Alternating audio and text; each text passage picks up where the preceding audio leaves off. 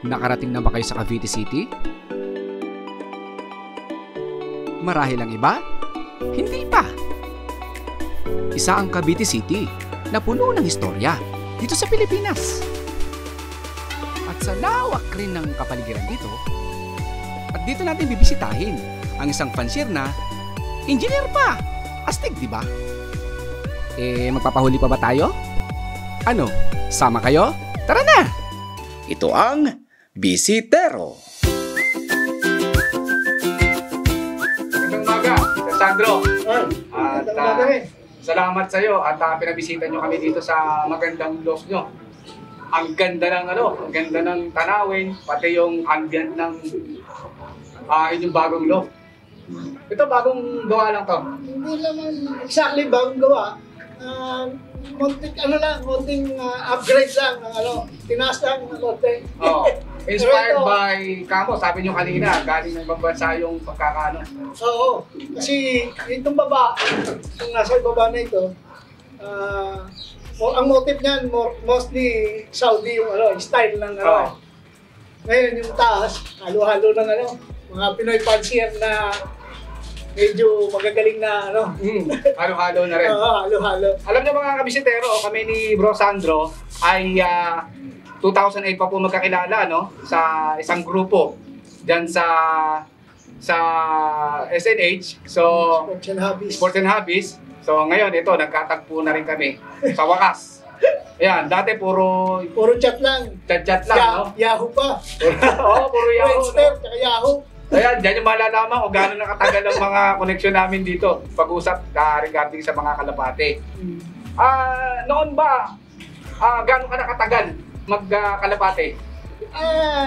Yung talagang elementary pa lang, nagkakalapate na ako Pero ano lang yun. Hobby lang kumbaga sa Kumbaga kung tawagin niya, lahat ng kahayupan, inaalagaan Oo. Yan, ibon, kalapate. Tapos nung mag-high school, nauso yung street fight, gano'n, yahagis sa may malapit na ganito, takbuhan. Yun.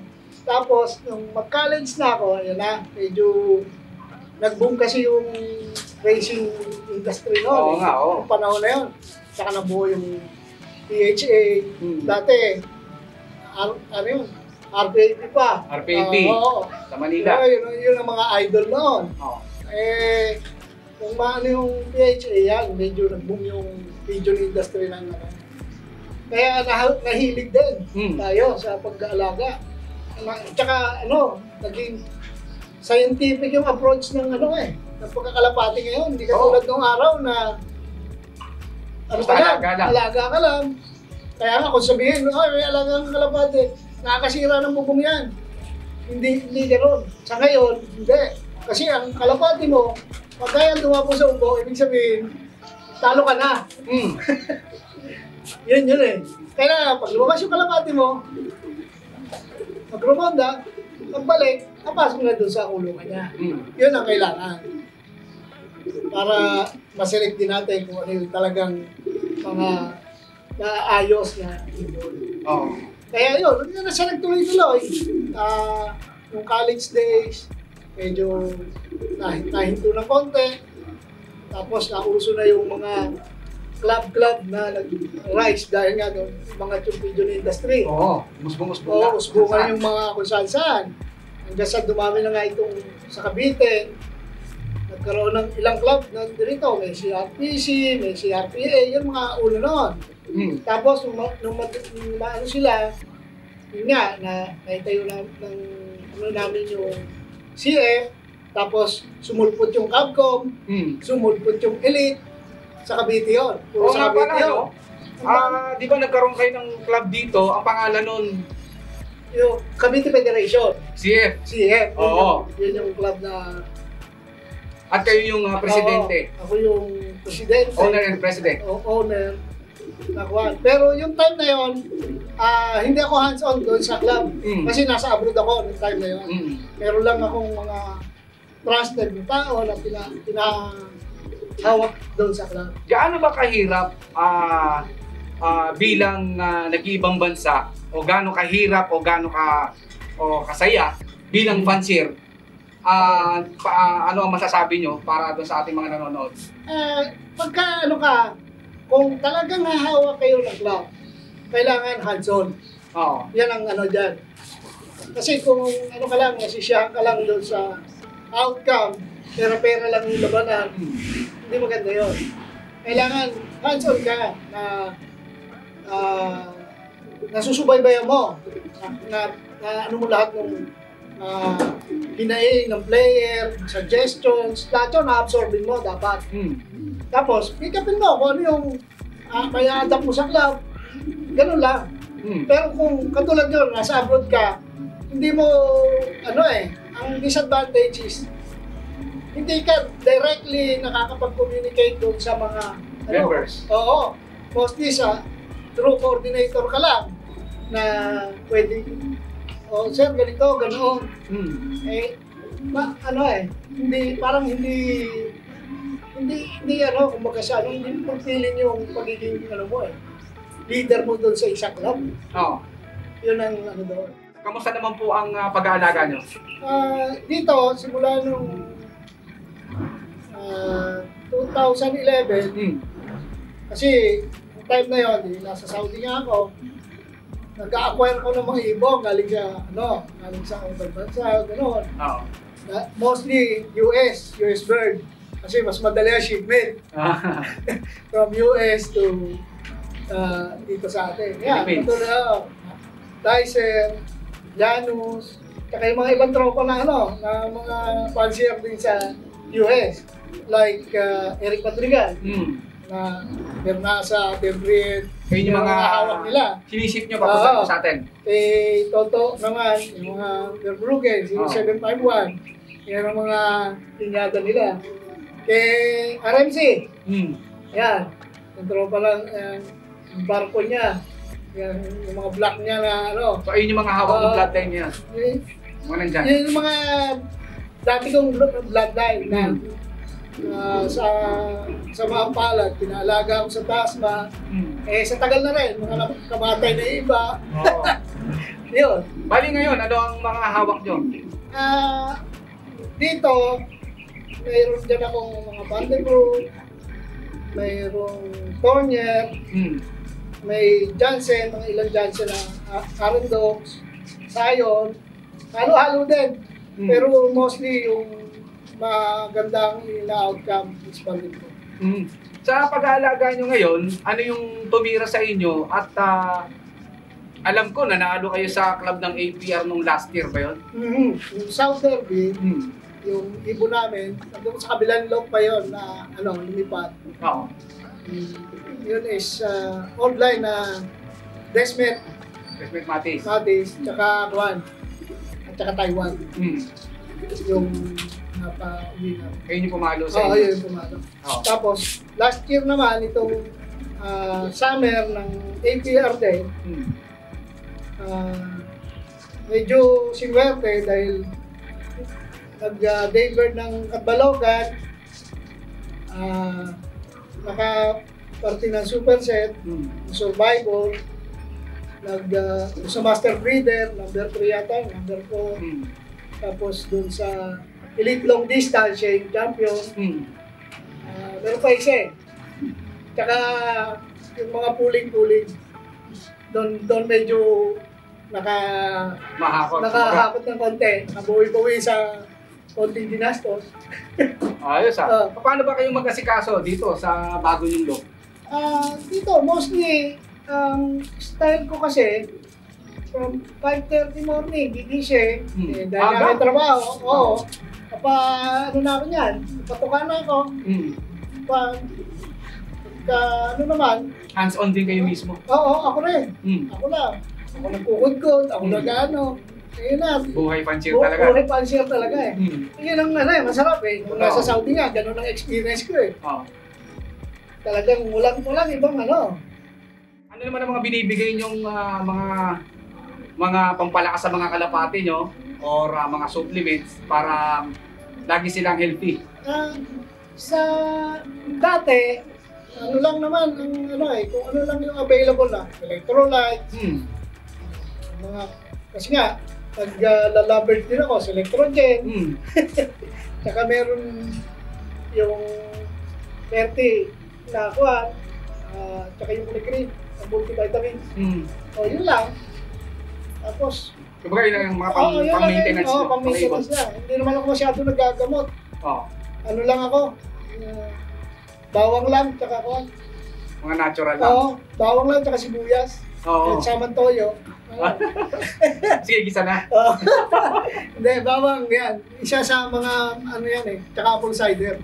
Oo. Isa sa mga, ano lang, ibon talaga yan. Ano naman ang mga masasabi mo, na, lalo na sa mga baguhan nating pansir, na yung iba ay talagang nagiging inspirasyon, yung mga nagkakalapate, lalo yung nasa ibang bansa, ay talagang kabibiliban mo, no? Dahil bukod sa pagtulong sa pamilya, no, na nakakatulong din sa mga habil na yung mga ibon. Ano po ang masasabi mo sa kanila? Basta ang tip lang natin sa mga baguhan is laro lang ngayon ng laro. Kuha nyo lang yung sarili nyo na masaya kayo sa ginagawa nyo. Iwasan yung pangalan ito. Yung kumbaga sa inggit, walang ganon. Oo, isa sa mga kasira. Isa sa mga kasira yan eh. Isira yung At saka yung sa dami ng nagpansier, ang daming tip, ang daming system na i-adapt nyo kung ano yung sa tingin nyo na mabagay, madali nyo sundin. Yun ang kailangan eh. Kasi kung halimbawa, meron isang system management na ganito. Monday, ganito, kailangan ibigay mo. Tuesday, ganito. Wednesday, ganito. Eh, hindi naman angkop doon sa timing mo. O, di sira din ng ibon. Ngayon, kaya ang tip dyan is, kung ano yung kaya nung schedule mo, yung time mo, pag-aalaga, yun ang ibigay mo sa ibon. Tara mga kabisitero, nag-visit tayo sa loob ko. Pasok!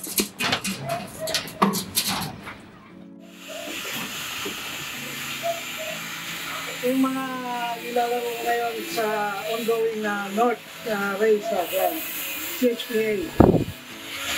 Yan. Race yan, may mga wing band na, wing stamp na ng CHPA. Puro young bird lahat yan, sir? Oo, young bird lahat yan.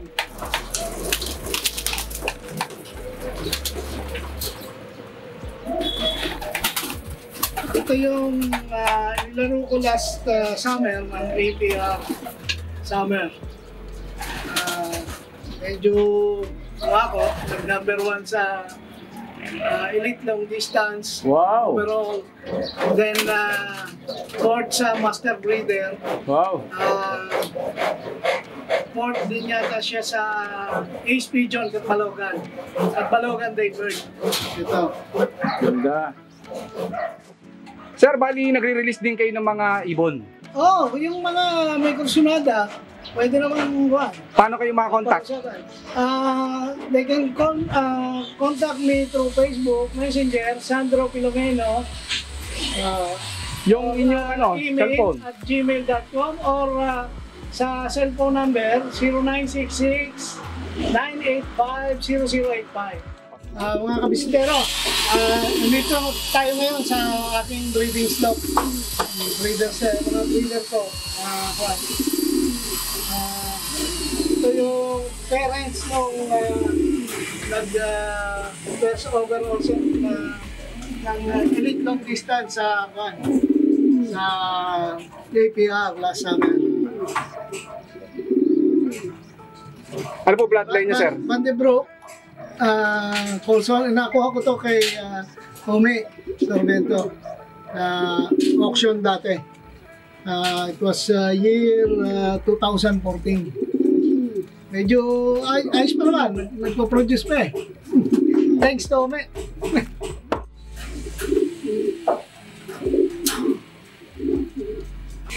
Saudi Bird. Inuwi ko to. Itlog pa lang. 2014 din. Itlog na napapisa namin. Wow. from Saudi. Tornier. Dahil. Hindi naman yung mga inaanak. May mga speed din. Naman. Okay sa ang speed. Ito naman, ito yung mother nung nag-6th overall sa RMC One Love Race in Bataan. Silver category. Ang line niya is Miluchi. Also, itong ibon na ito is first overall ng Cavite Federation, yung unang race ng na-acquire ko to doon sa nag-champion na Tacloban Daybird. Ako si Engineer Sandro Pumeno dito sa Cavite. Currently member ng APR at saka CHPA na club din sa Cavite. Salamat, bisitero! Ang napanood nyo ay ang pang-49 episode. Maraming salamat sa mga kabisitero nating patuloy na sumusuporta, sa mga nakasubscribe, nag-views kahit walang account, at sa mga hindi nag-skip ng mga ads. Maraming salamat po sa inyo. Isa po kayong tunay na kabisitero. Raffle tayo mga kabisitero!